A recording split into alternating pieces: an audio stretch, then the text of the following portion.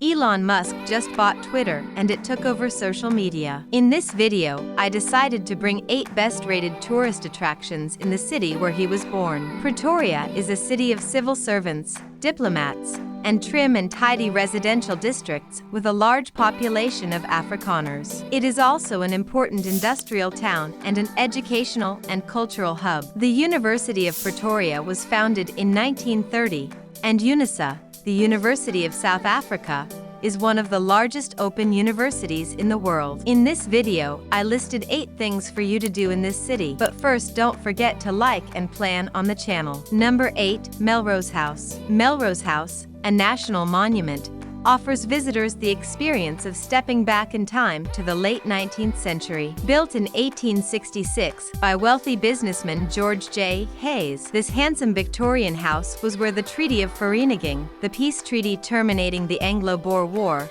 was signed in 1902. Filled with antiques, the house is an excellent example of preserved Victorian architecture. Highlights include the stained glass windows, porcelain ornaments, paintings by British artists, and ornate architectural flourishes. Guided tours are available. The house is also used for art exhibitions, concerts, and antique fairs, and the cafe serves snacks in the tea garden. Number 7. Moralita Kloof Nature Reserve. A haven for hikers and nature lovers, Moralita Kloof Nature Reserve spans 100 hectares in the foothills of Moralita Kloof near the city center. In the 19th century, the reserve was a dairy farm, and one of the original buildings has been converted to a restaurant where visitors can dine on a beautiful deck, often with a parade of animals in view. Springbok, impala, bushbuck, zebra, and ostrich are among the wildlife found in the park, as well as an abundance of birds. A tributary flows through the reserve providing water for the animals,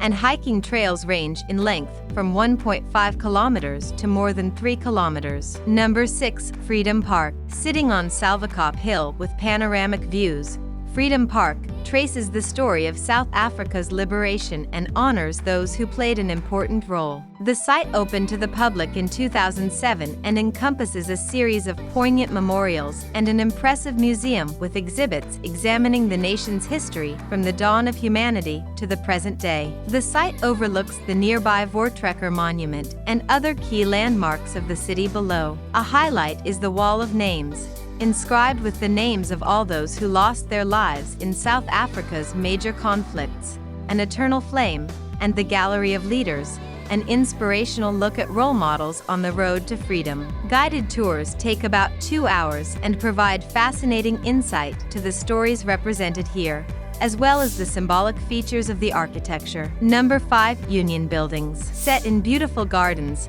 the Union Buildings command the highest point of the city on Madikwe Hill near historic Church Square, site of the city's first settlement. Designed by Sir Herbert Baker in 1913, this impressive range of sandstone buildings mixes Italian Renaissance, English Renaissance, and Cape Dutch styles. It's the seat of government and also houses the offices of the President and the State Archives. In the gardens, which slope down in terraces to Church Street, are the Delville Wood Memorial, commemorating the South African soldiers who fell in the First World War. Statues of the South African Prime Ministers Louis Botha, J.B.M. Hertzog, and J.C. Smuts, as well as a 9-meter-tall statue of Nelson Mandela. Visitors come here to stroll among the gardens, ogle the architecture, and admire the impressive city views. The site also holds a special place in the hearts of many South Africans after former President Nelson Mandela's inauguration took place here in 1994. Number 4. And Van Dyke Cheetah Center. At the Van Dyke Cheetah Center, about a 45-minute drive from Pretoria, animal lovers can get up close and personal with some magnificent African creatures. This non-profit center was established in 1971 as a cheetah breeding project and has since successfully bred African wild dogs, Cape vultures, and brown hyenas among other animals. The center was also the first breeder of the rare king cheetah. Visitors can choose from a variety of educational tours, including a 3-hour guided tour and touch experience, where guests accompany keepers on the feeding rounds and enjoy a petting experience with these graceful animals. This is a fantastic opportunity for photographers to capture close-up images and the cost helps fund conservation projects. Number 3. National Zoological Gardens of South Africa. Spanning 85 hectares, the National Zoological Gardens of South Africa provides a full day of animal fun for the family. This large zoo encompasses a walk-through aviary,